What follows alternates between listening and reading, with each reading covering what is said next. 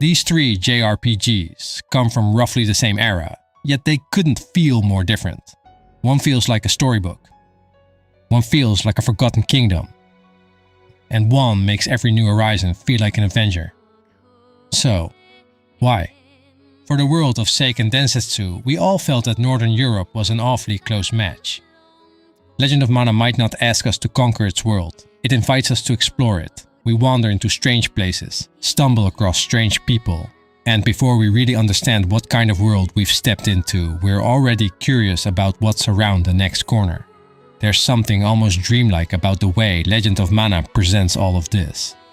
The colors are rich but soft, the shapes are rounded and organic. The environments often feel as if they've been painted rather than constructed, merging naturally with the hand-drawn characters. That feeling comes directly from the game's main artist, Shinichi Kameoka. His artwork uses dreamy colors and elegant, curved lines that give his characters and environments a softness that's immediately recognizable. Even the protagonists carry that feeling. The boy has a determined look in his eyes and a stance ready to move, while the heroine has a much gentler, more inviting posture. They feel like characters that belong in a storybook. As art director Koichi Ishii put it, "That's the key, you know. The characters have to feel like they're alive." And the team put a lot of thought into making sure that feeling carried through the world. They wanted to create as many unique NPCs as possible, giving the towns a sense of life and individuality. There were so many characters that the team eventually had to cut some back, just to keep the towns from becoming overcrowded. Even then, they joked about the challenge of keeping everyone visually distinct. Once you'd given some characters big ears and others tails, you couldn't keep relying on the same features forever. The monsters followed a similar philosophy. They weren't simply designed as frightening creatures invading this world, they were inhabitants of it. Many of them feel strange, colorful and almost playful, like they belong to the same natural world as everything around them. That same imagination extended beyond the artwork itself. The game's composer, Yoko Shimomura, described Northern Europe as a strong inspiration for the world, pointing to its skies, greenery, charming buildings and architecture, and abundance of water. You can feel those influences when you actually step into the game. The vibrant tones, tints and hues give the watercolor palette more depth and volume, while the organic shapes keep everything feeling soft and almost alive. Even the music reinforces that feeling. The composer described looking at the concept art, reading the stories, and letting her imagination run free when writing the music. The result gives exploration its own emotional rhythm, focusing on wistful and nostalgic qualities that help unify the game's fantasy world and its sense of wandering. We're not always moving towards some urgent objective. Sometimes the pleasure is simply in seeing where the road takes us. And I think that's where Legend of Mana's atmosphere comes from. The characters invite us in, the environments make us curious, the art makes the world feel like a storybook, and the music gives us time to wander through it. Legend of Mana creates atmosphere through wonder. Where one world invites us to wander, Vagrant Story makes us feel the weight of where we've wandered into. The first thing that stands out is the work of Akihiko Yoshida. His characters have a much more grounded appearance, with slender proportions, distinctive silhouettes, and a muted, earthy color palette that immediately gives the game a heavier identity. But interestingly, Vagrant Story didn't necessarily begin with this darker visual direction.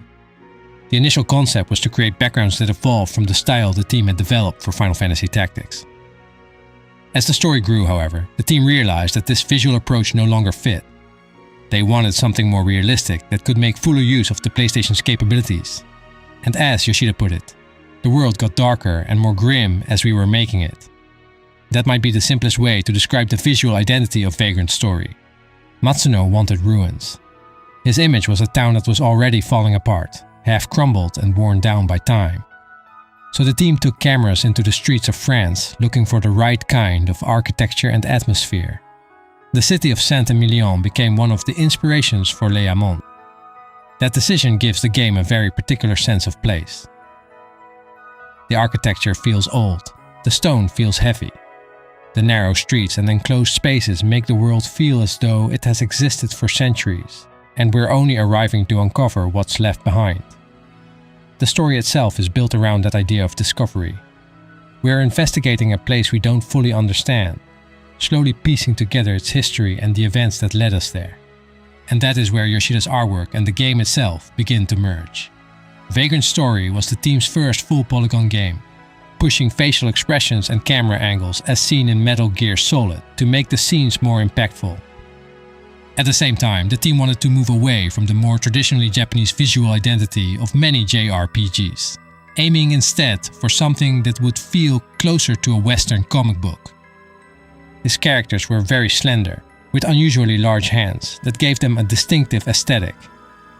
Translating those proportions created problems once the characters started moving, so Yoshida adjusted their proportions to make their movements feel balanced.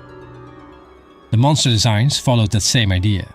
They were meant to feel strong and powerful, but most importantly, uncomfortable. The same thinking carried into the game's environments.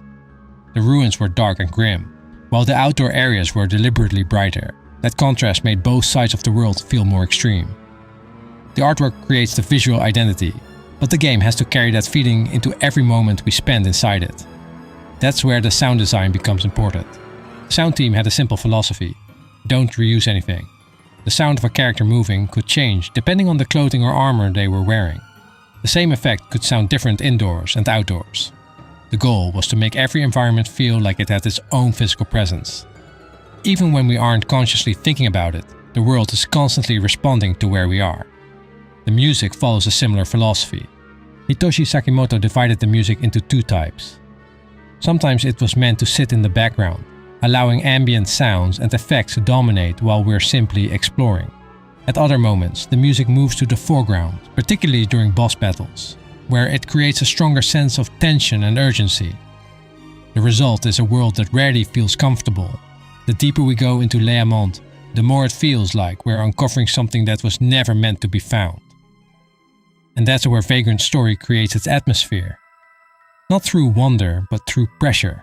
The feeling that every room has a history, every corridor has a secret, and somewhere beneath all of it, something is waiting for us to uncover it. Where Vagrant Story makes exploration feel like uncovering something buried in the past. Grandia takes that same feeling of discovery and turns it toward the future. And that feeling was at the heart of the game from the very beginning. The director, Takeshi Miyagi, said that the first thing they worked on was creating characters that felt like living, breathing humans. We really wanted players to feel like they're adventuring through a world where human beings actually live.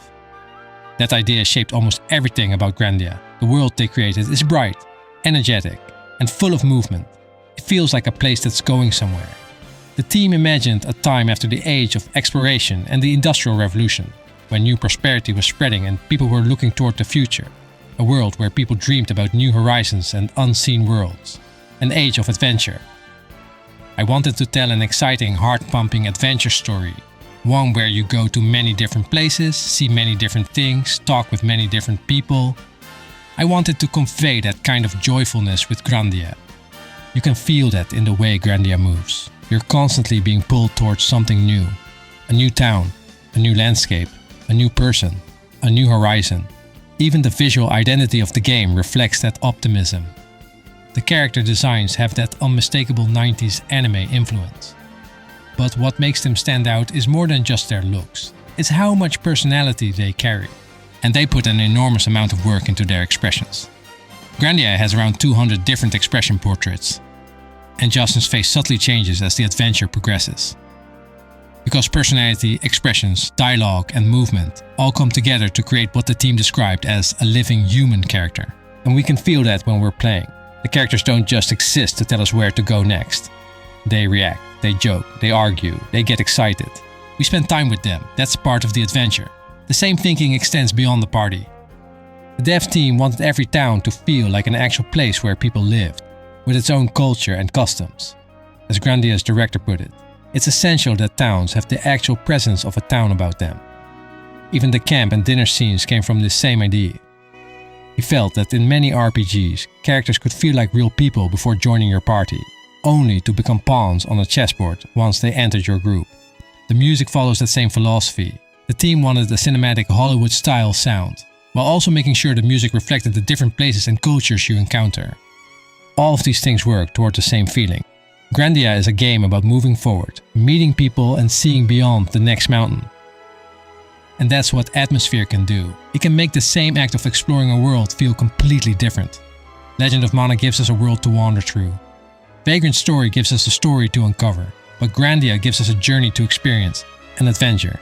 This was Game Arts. Thanks for watching.